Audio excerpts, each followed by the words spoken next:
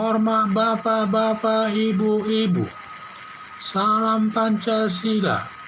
Bapak-bapak, ibu-ibu yang melihat video saya ini, tolong jangan lupa subscribe, like, dan di-share. Sifatnya gratis. Pada hari Senin, tanggal 14 Maret tahun 2022 ini, saya akan mengomentari negara Indonesia berpihak kepada Amerika terkait perang Rusia dan Ukraina. Negara Rusia telah menyerang negara Ukraina.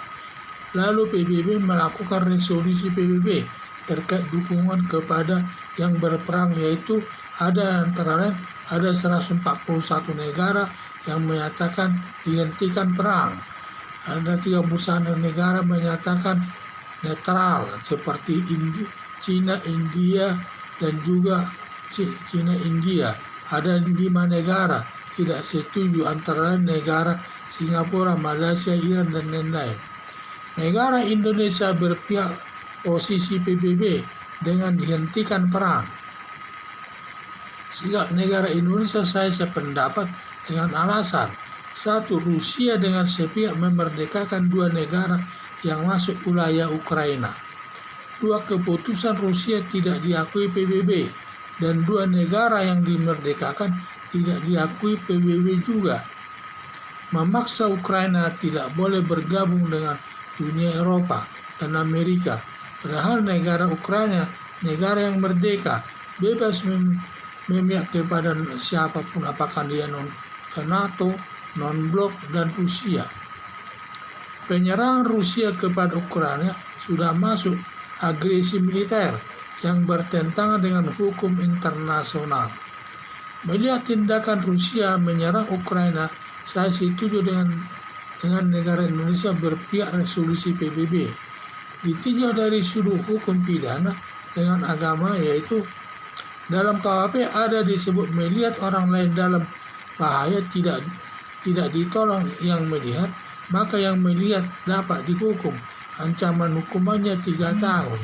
Berdasarkan alasan tersebut, negara Indonesia melihat negara Rusia menyerang negara Ukraina secara membabi buta. Wajib Indonesia turut melerai peperangan tersebut hingga negara Indonesia mengirim pasukan perdamaian. Dalam bernegara ini tidak boleh kita hanya mencari keamanan sendiri tanpa melihat penderitaan negara lain yang diserang, yang banyak makan korban mati dan sakit, dan penderitaan lainnya mengungsi ke negara tetangga. Bertentangan dengan ajaran agama Kristen, agama Kristen yaitu kasih. Negara Rusia tidak mengenal kasih. Tanpa ada kesalahan, negara Ukraina diserang sampai di ibu kota Kiev, Ukraina hancur dan banyak yang mengungsi dan mati. Seperti negara Rusia tidak ada rasa kemanusiaan. Harapan saya perang Rusia dengan negara Ukraina diakhiri demi perdamaian dunia. Dampak perang dan akan ada ke seluruh dunia, dan ke Indonesia saya lihat dampaknya ada juga dalam bentuk impor gandum dari Ukraina terganggu, kelangkaan minyak goreng. Mungkin minyak goreng itu akan ada pengaruhnya dengan perang Rusia ini, karena produsen minyak tersebut mungkin langsung dia menjual minyaknya diekspor ke luar negeri karena di sana harganya tinggi dibandingkan dengan harga di Indonesia, sehingga di sini ada kelangkaan minyak karena semua minyak goreng tersebut diimpor ke negara lain yang membutuhkannya, karena di sana juga banyak juga kehilangan minyak goreng tersebut. Dan juga tingkat kemampuan masyarakat Eropa itu dalam membeli minyak tentu lebih tinggi daripada negara Indonesia.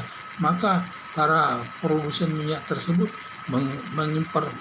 mengekspor minyaknya tersebut ke luar negeri demi mencari keuntungan yang lebih besar.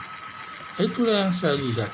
Jadi karena adanya serangan daripada negara Rusia kepada negara Ukraina ini, di mana akibat adanya serangan tersebut PBB melakukan resolusi, di mana dalam resolusi tersebut ada 141 negara yang sifatnya tidak setuju melakukan penyerangan, ada 31 negara menyatakan netral, tidak berpihak. Ada yang bilang 5 negara tidak setuju perang tersebut. Jadi masalahnya tersebut.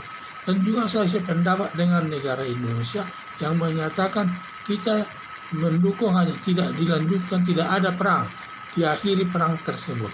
Karena bagaimanapun perang ini membawa penderitaan ke seluruh masyarakat dunia.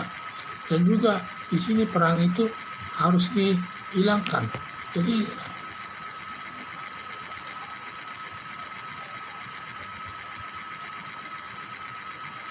Jadi masalah negara ini sangat besar, artinya kepada kita harus aman negara di dunia ini. Karena berpengaruh juga kepada ekonomi Indonesia atau kondisi Indonesia ini. Seperti masalah gandum itu, kita tergantung mengimpor gandum daripada negara Ukraina karena mereka penghasil gandum yang terbesar. Di samping itu juga sekarang kita mengalaminya di mana kelangkaan minyak goreng ini.